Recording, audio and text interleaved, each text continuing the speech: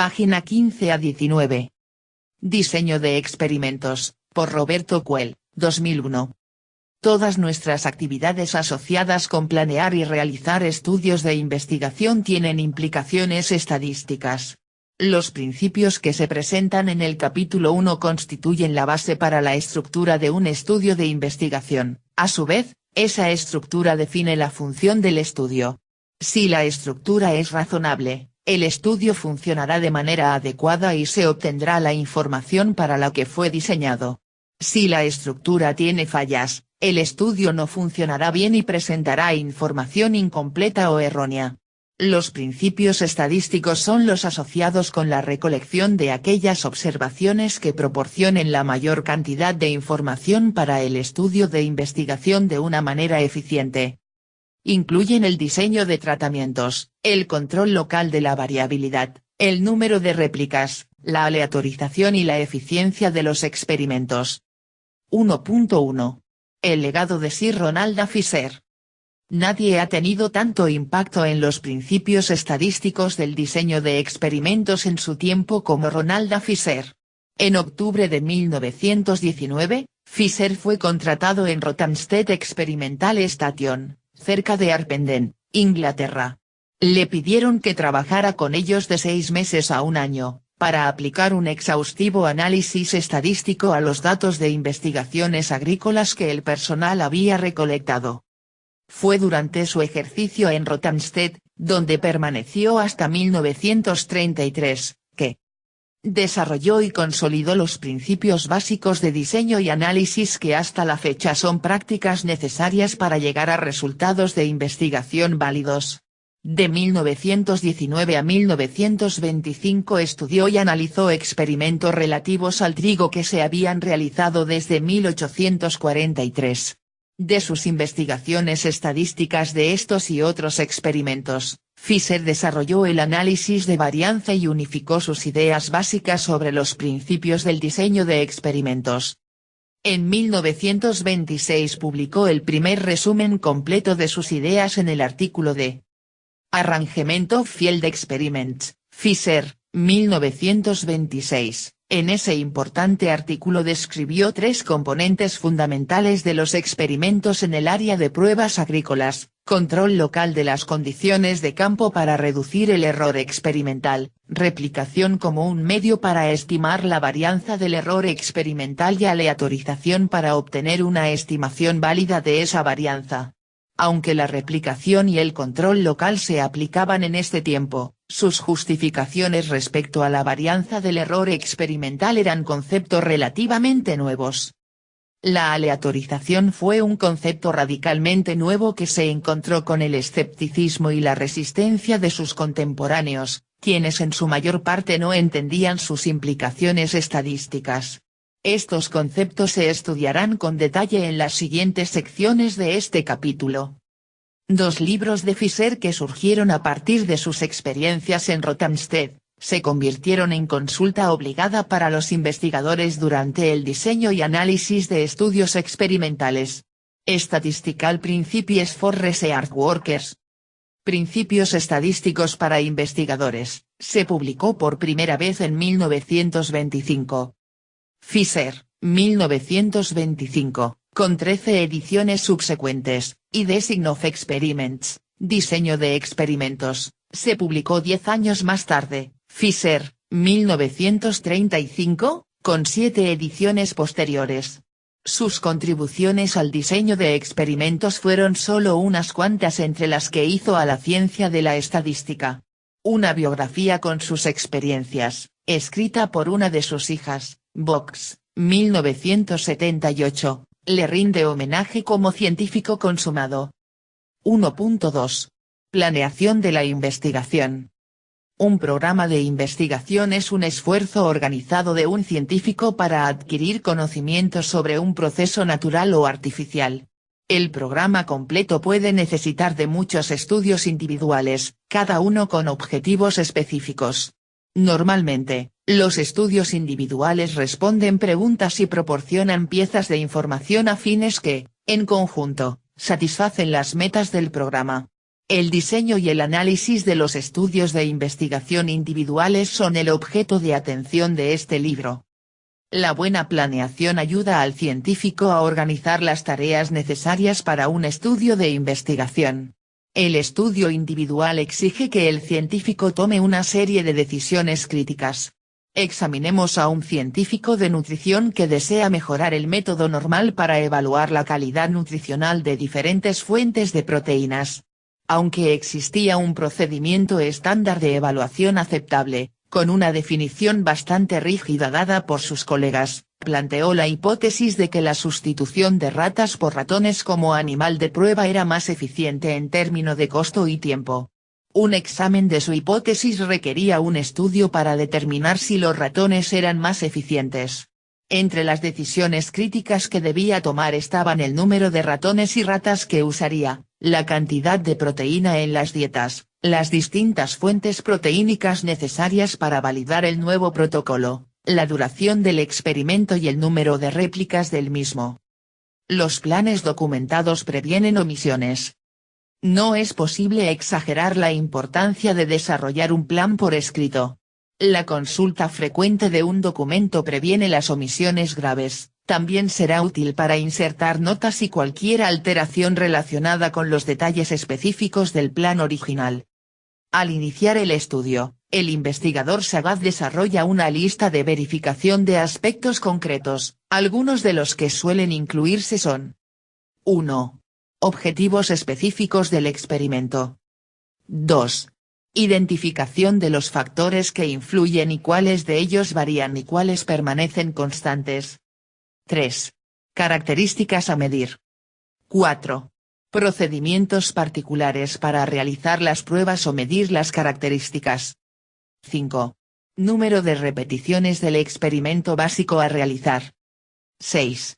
Recursos y materiales disponibles. Viking, 1954, presenta una detallada lista de verificación para planear un estudio de investigación que se puede consultar como guía para desarrollar un plan escrito. Preguntas sencillas para enfocar las actividades.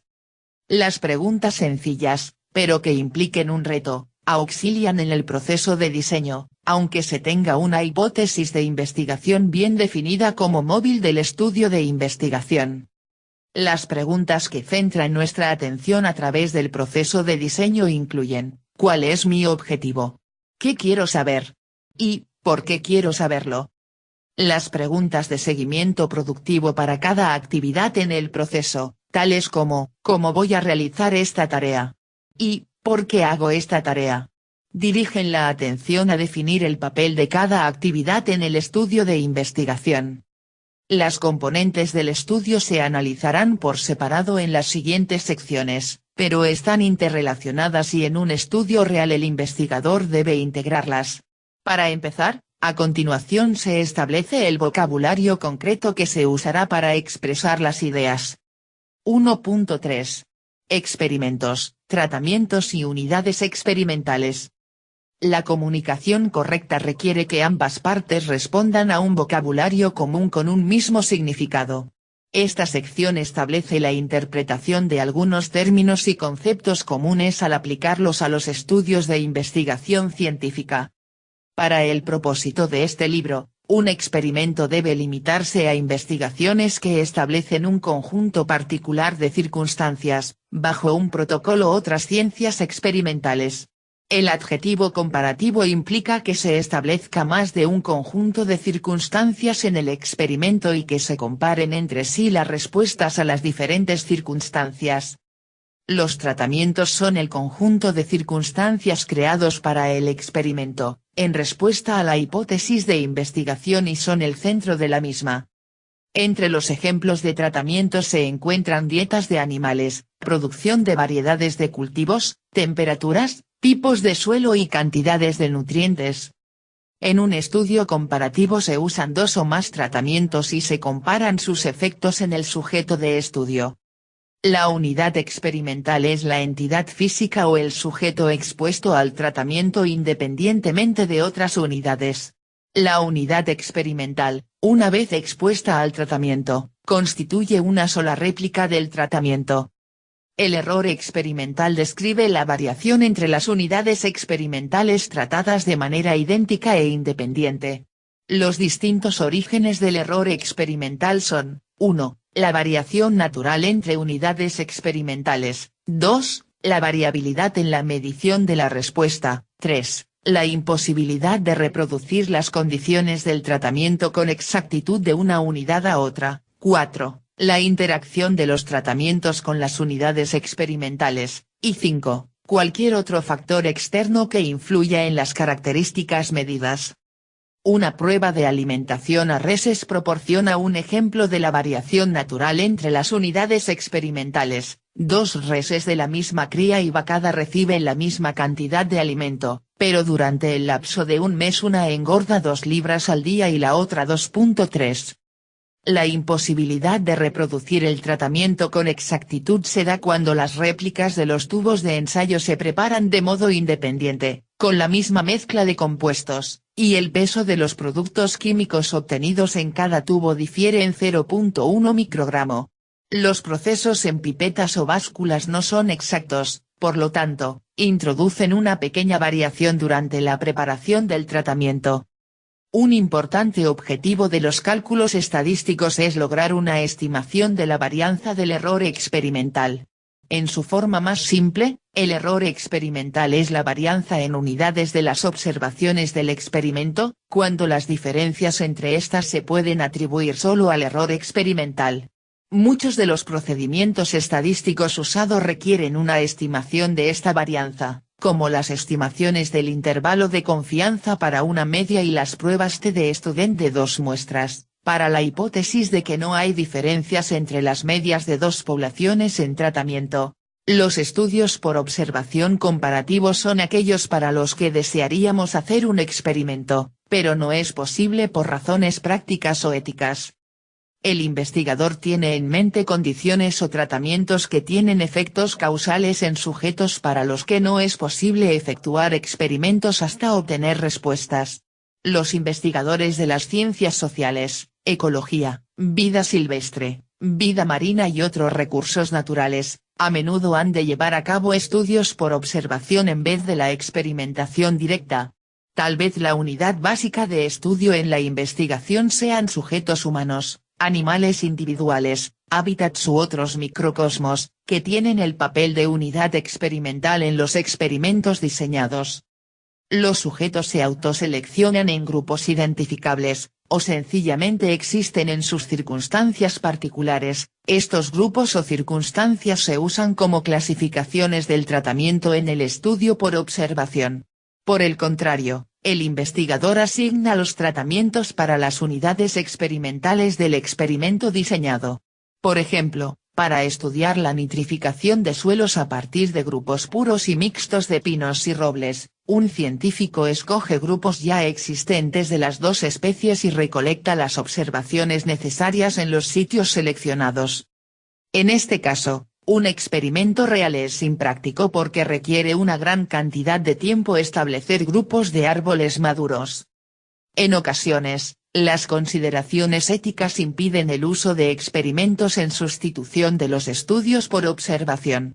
Considerando un estudio para comparar la severidad de las lesiones por accidentes automovilísticos con y sin el cinturón de seguridad puesto, sería clara la falta de ética si se asignara al azar un tratamiento de personas con cinturón y sin cinturón y después se provocaran colisiones de los autos contra una pared de concreto, tampoco habría quien se prestara para esto. En su lugar, los investigadores se apoyan en los datos de lesiones en los accidentes y comparan los datos de cinturón puesto y sin cinturón. La naturaleza de la inferencia científica es la diferencia principal entre un experimento diseñado y un estudio por observación. En el experimento diseñado suele ser posible asignar las relaciones causales entre las respuestas y los tratamientos, mientras que los estudios por observación se limitan a asociar las relaciones entre las respuestas y las condiciones del tratamiento. Página 19.